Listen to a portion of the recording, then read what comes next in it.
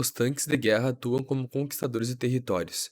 Empregados ainda nos dias de hoje, os gigantes de aço sempre foram um desejo para estrategistas de guerra dos mais diversos povos da história. A ideia da construção de veículo móvel armado já era citada por alguns teóricos do século XV, como aponta uma carta escrita por Leonardo da Vinci ao Duque de Sforza. Construa carretas cobertas, que não podem destruir e com as quais se penetra nas linhas inimigas e se destrói a sua artilharia. Não há gente armada, por mais numerosa que seja, que se possa opor à penetração e à desorganização de suas fileiras por estes carros atrás dos quais a infantaria pode avançar, sem obstáculos e sem perigo.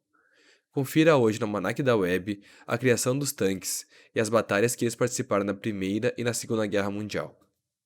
No ano de 1914, surgiu na Inglaterra os primeiros protótipos de carros de assalto que utilizavam motores modernos, o alto-canhão e a autometralhadora.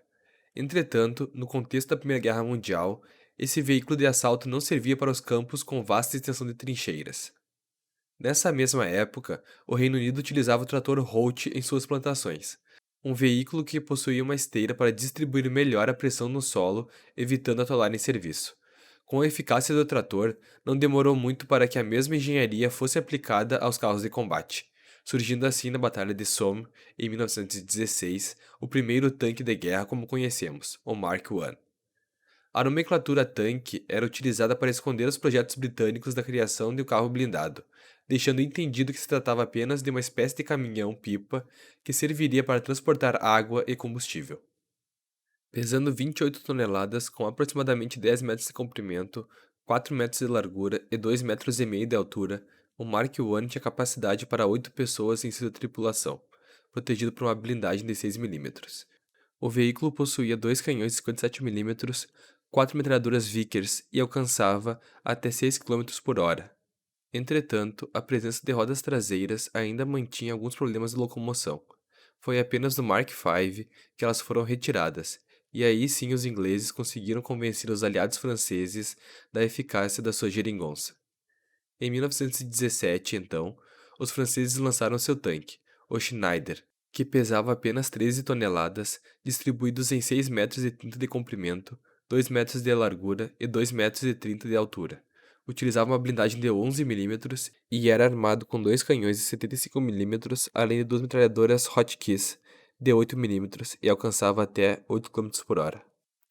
A Alemanha, após ter sido surpreendida na Batalha de Somme pela Inglaterra, começou uma produção que daria luz ao tanque A7V. Pesando 30 toneladas, 7 metros de comprimento, 13 de largura e 3,5 metros de altura, o A7V possuía uma tripulação de 18 pessoas e poderia alcançar até 15 quilômetros por hora. Seu peso elevado é devido às suas blindagens, 20 milímetros na frente e 50 milímetros nas laterais. O desenvolvimento dos tanques não parava por aí. O Reino Unido lançou em 1918 o Mark A. Whippet, veículo que era mais rápido, com capacidade de avançar e ganhar terreno de forma ainda mais eficaz devido à sua blindagem de 14 milímetros e sua velocidade de 14 quilômetros por hora. A França inovou ainda mais e trouxe o Renault FT em 1918, que possuía uma torre giratória em seu topo, padrão que é seguido até hoje, além de tirar o motor do tanque do meio do veículo, colocá-lo na traseira e concentrar sua tripulação na parte da frente. Tendo provado seu valor na Primeira Guerra Mundial, os tanques foram inclusos no arsenal militar dos principais países que protagonizaram a Segunda Guerra Mundial. Diferentes veículos foram criados para diferentes propósitos, entre eles os tanques leves, que utilizavam blindagens mais fracas para otimizar sua velocidade, os tanques médios, que atuavam para diferentes funções com diferentes propósitos, e os tanques pesados, que possuíam blindagens densas e eram mais empregados em momentos chaves da guerra. Neste vídeo destacarei apenas um tanque de cada país, protagonista da guerra. Mas se você deseja ver mais sobre o assunto, comenta aqui embaixo que faremos um estudo aprofundado sobre todos os tanques, e não esqueça de se inscrever.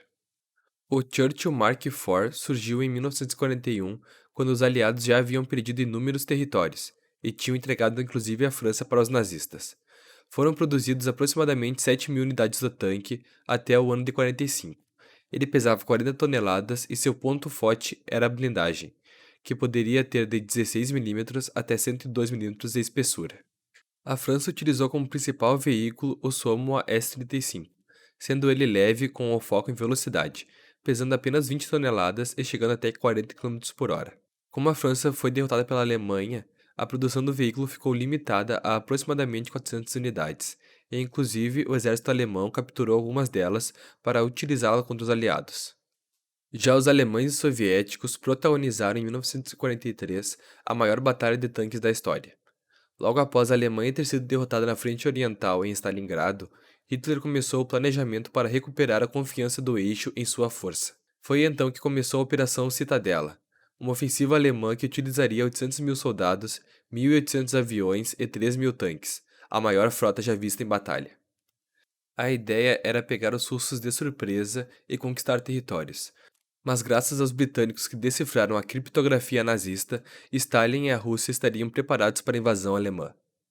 A Rússia então estava preparada com 2 milhões de homens e 3.600 tanques para frear de vez as tentativas nazistas de conquista.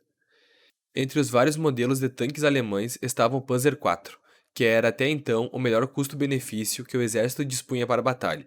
Com um canhão de 75 milímetros e pesando 25 toneladas, o tanque era capaz de atingir 38 km por hora, sendo protegido por blindagens de até 80 milímetros. Já do lado russo, o T-34 era o principal modelo utilizado. Com uma blindagem de 70 milímetros de espessura e um canhão de 76 milímetros, o tanque pesava 26 toneladas. E em uma operação bem sucedida da União Soviética, os Panzers foram pegos desprevenidos pelos T-34. E a curta distância, os russos fizeram seu trabalho bem feito. Enquanto isso, os aliados atacaram a Sicília, forçando Hitler e a Alemanha a dividir seus esforços em duas frentes, deslocando parte dos Panzers que estavam na França para a Itália em uma tentativa de frear o avanço aliado no local.